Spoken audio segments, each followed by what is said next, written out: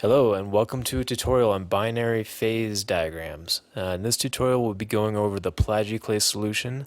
So we'll have two components in this diagram that we'll be looking at. So let's just jump right in. There's a few points we need to make here. The first one being that this will be for a constant pressure or isobaric reaction. And if you've seen the other video on phase diagrams, you'll notice we had temperature and pressure on our phase diagrams. In this example, we'll have temperature and component percentage. So again, we have two components here. We have the albite with the anorthite at the other end.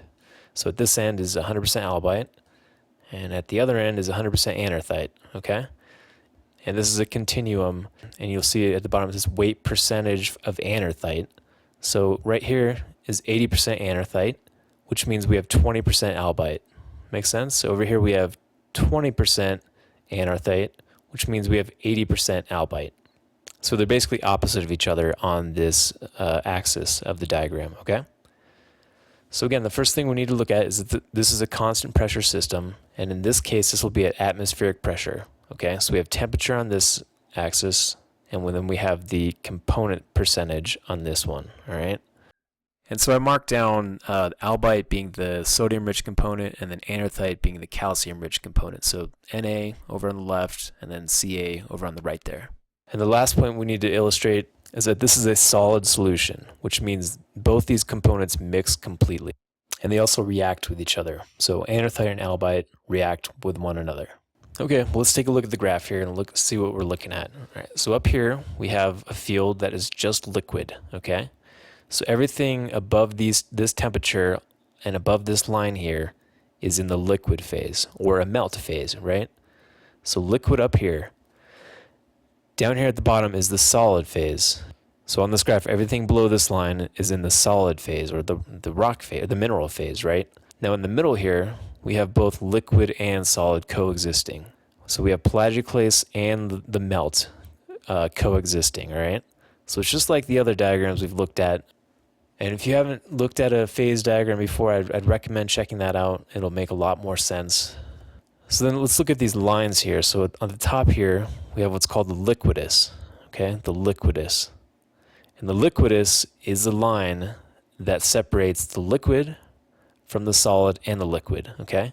So once you cross this line, you're going to be in liquid and solid. So if I had a melt that was going to drop temperature right here, once I hit that line, I'm going to have liquid and solid. And as I go through that line, things will change. We'll get into that in a minute here. But for now, just know that this field is liquid and solid.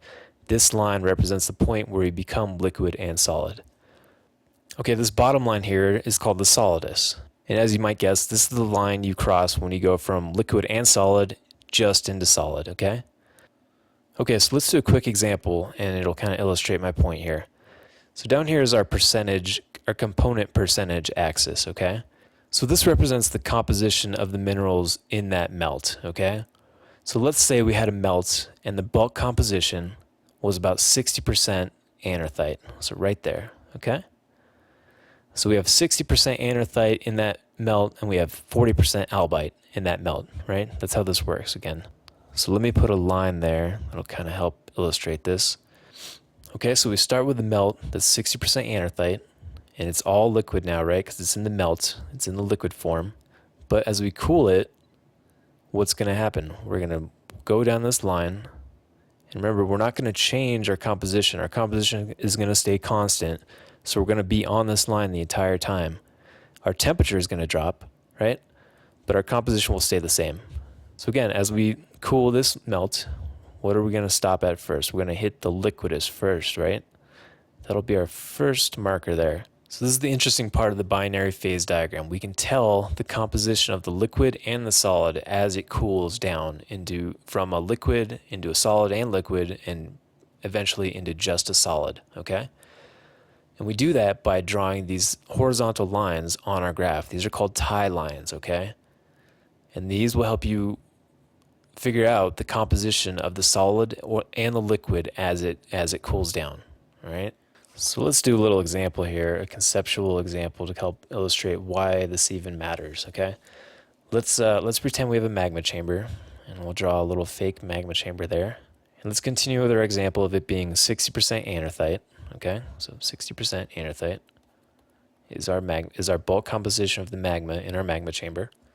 And let's go through our old example of cooling it to 1450. So we'll cool until we hit 1450 degrees Celsius right there. So again, once we hit this temperature, what are we gonna have? We can draw a tie line, right? We can draw a tie line there and figure out the composition of both the liquid and the solid at this temperature. And so on this side of the tie line, where the tie line intersects with our solidus there, we figure out the composition of our solid, which is looks to be about 80% anorthite, okay?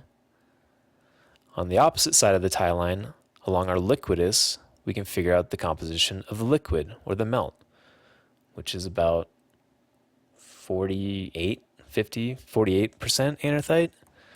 And that makes sense, right? As we start forming crystals, we're going to deplete the melt, the liquid, of a component to form those crystals. And it just so happens in this system, the first crystals to form are the anorthite, or the calcium-rich crystals. Now, once we get down to where we get nothing but solid, we'll come back to 60% anorthite. All of our solid will be 60% anorthite.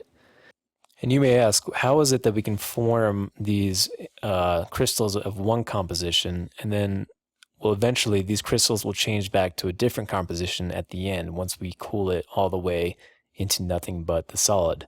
And that happens because the liquid and the solid can react with each other.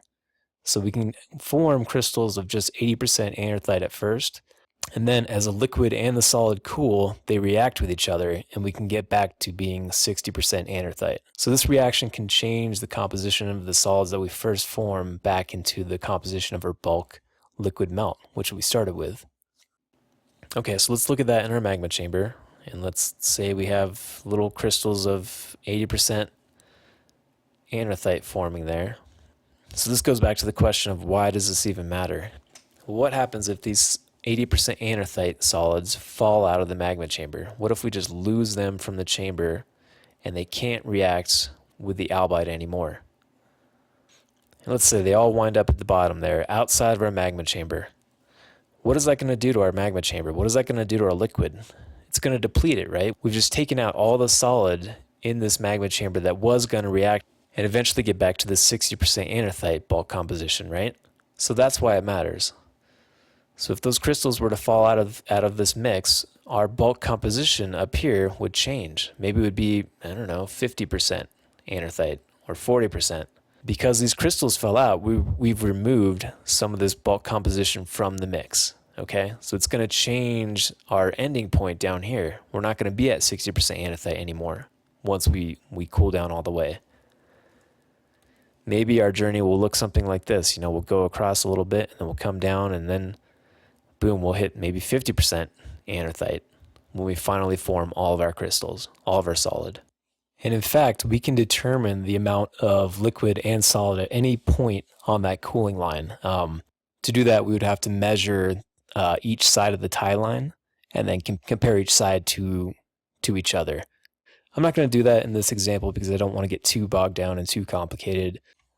I just want to leave it at that for now and kind of show you that that's why this diagram matters. And that process is called fractional crystallization, where you have crystals form in a melt and they fall out of the melt and change the composition of that melt. And remember, it wouldn't matter if anorthite and albite didn't react together, right? Because they're reacting with each other, they have a chance to get back to that bulk composition of 60%, like what they started as. But if you're going to remove these solids from the mix, they're no longer going to react, and you're going to change the composition of this melt, okay? So I think that's about it for now. I could go into the phase rule with this, but I want to keep this kind of simple. Maybe I'll do another video on the phase rule and how this applies to this diagram. But for now, we'll leave it at that, and we'll see you in the next video.